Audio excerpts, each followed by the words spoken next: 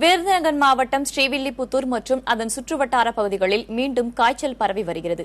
கோட்டைப்பட்டி கிராமத்தில் கடந்த ஒரு வாரத்திற்கும் மேலாக பரவி வரும் மர்ம காய்ச்சலுக்கு பெண்கள், முதியவர்கள் என பலரும் உடல்நலக்குறைவிற்கு ஆளாகியிருக்கின்றனர். சாக்கடை கலந்த குடிநீரை குடித்ததால் காய்ச்சல் பரவி உள்ளதாக கிராம மக்கள் குற்றம் சாட்டினர். அரசு மருத்துவமனைகளில் நோயாளிகளின் கூட்டம் அலைமோதுவதால் மருந்துகள் கிடைப்பதில் தட்டுப்பாடு ஏற்பட்டுள்ளதாக கூறப்படுகிறது. ரொம்ப சாக்கடைகள் எல்லாம் கலந்து சாணி தண்ணி எல்லாமே உள்ள போகுது. போனதுனால காய்ச்சல் நாங்கள் ஒரு ஆஸ்பத்திரி போய் காமிச்சோம்.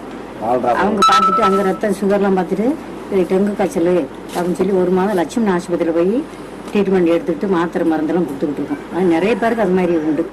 குடிதண்ணி சப்ளை இங்கே இருந்தால் மெயின் வால்வு இதெல்லாம் தண்ணி போய்கிட்டு இருக்கிறதுனால இந்த பல சாக்கடை தண்ணி, சாணி தண்ணி இதெல்லாம் வர புழுவாயிருது. இதுன்னு அப்படியே ரிப்ளை ஆகி குடிதண்ணியோட சேர்ந்து கலந்து மிக்ஸ் ஆகி போகுது. இது தண்ணி குடிக்கிறதுனால, இந்த தண்ணி குடிக்கிறதுனால 2 பேருக்கு திங்கி காய்ச்சல் ஆகி போச்சு. ஒரு ஆளுக்கு டைபாய்டு வரைக்கும் போச்சு.